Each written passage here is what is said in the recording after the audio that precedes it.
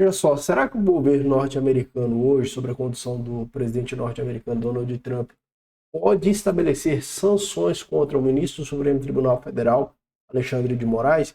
Esse assunto tomou conta aí dos noticiários logo nessa semana, a partir de uma publicação do ex-deputado, ou deputado federal, não sei, mas que está licenciado, Eduardo Bolsonaro, que é filho do ex-presidente Jair Bolsonaro, porque publicou e postou dizendo que uma comissão norte-americana estaria vindo ao Brasil para avaliar sanções ao ministro do STF, Alexandre de Moraes.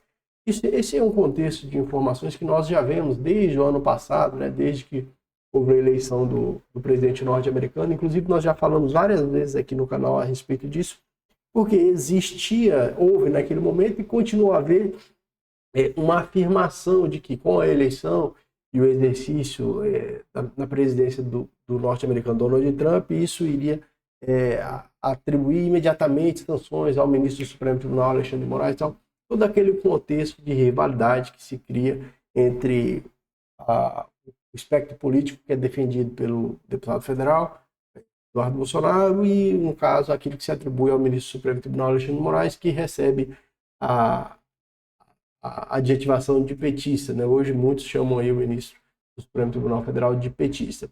E o que eu achei interessante, eu vim olhar aqui no canal do deputado federal, ver se tinha alguma informação a respeito disso, e eu achei já interessante, uma curiosidade, quantos vídeos sobre Alexandre de Moraes é que tem, né? Como é dedicado de fato um tempo significativo para o ministro do Supremo Tribunal Federal, Alexandre de Moraes, como se fosse um rival mesmo, né? Um rival mesmo. É uma coisa interessante. Mas veja só, o que eu quero tratar com você, a gente vai ver essa notícia e como o deputado federal faz essa informação, mas a gente vai verificar também que a Constituição estabelece a soberania para reger o Brasil nas suas relações internacionais, não somente a soberania, mas também a independência nacional e a autodeterminação dos povos. Uma interferência de um outro ente federal, de um outro ente soberano, no caso dos Estados Unidos da América, no Brasil, atribuindo sanções para um membro de uma corte superior do Brasil, claro que isso iria desencadear um conflito diplomático muito significativo. Porque não se está estabelecendo sanções a um agente privado, não se está estabelecendo sanções a uma entidade privada, mas a um agente público, porque as sanções vão ser impostas em razão do exercício de suas funções na atividade pública. E, claro, isso vai ter relação diretamente com o Brasil como um todo. Seria como se os Estados Unidos estivessem atribuindo sanções ao Brasil. É isso, né? Os Estados Unidos da América atribuir ou implicar sanções ao ministro do Supremo Tribunal Federal, Alexandre de Moraes, em razão das suas decisões que são tomadas no exercício da sua função como ministro, isso enseja, na verdade, sanções ao Brasil. É isso. Por mais que se diga, não, as sanções são só ao ministro. Não. As sanções serão ao Brasil. Elas têm que ser consideradas ao Brasil. Então, seria os Estados Unidos da América diretamente atribuindo sanções ao Brasil, né? Ao Brasil. E por que isso é dessa forma e por que tem que ser visto dessa forma? Porque tudo aquilo que o ex-presidente Jair Bolsonaro e os seus seguidores falam a respeito de Alexandre de Moraes tem relação com as suas decisões que são tomadas no exercício de suas atribuições. As queixas e as irresignações a respeito das decisões que são tomadas pelo ministro, elas são justas, né?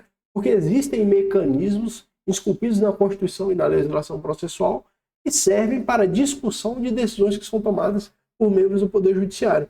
Agora, não existe previsão de que um órgão de um outro Estado, um órgão que pertence a um outro Estado soberano, poderia atribuir ou implicar sanções contra um agente brasileiro em razão das suas ações tomadas enquanto exerce um cargo no nosso país.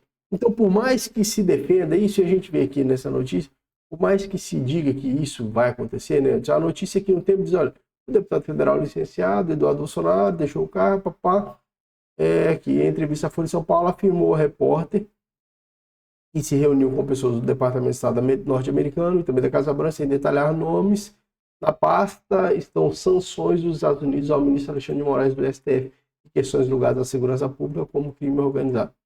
Então, não é crível, né? Não é crível que...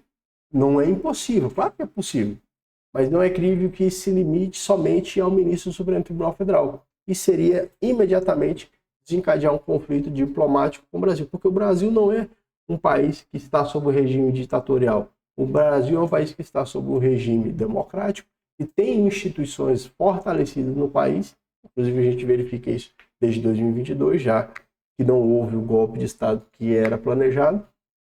E nós temos no nosso país, então, o fortalecimento das instituições democráticas fortalecidas. Tem mecanismo de controle do Supremo Tribunal Federal, é o Senado. Tem mecanismo de controle da Presidência da República, Câmara dos Deputados e Senado. Então, os mecanismos de controle dos poderes, para que essa harmonia seja estabelecida, estão na Constituição.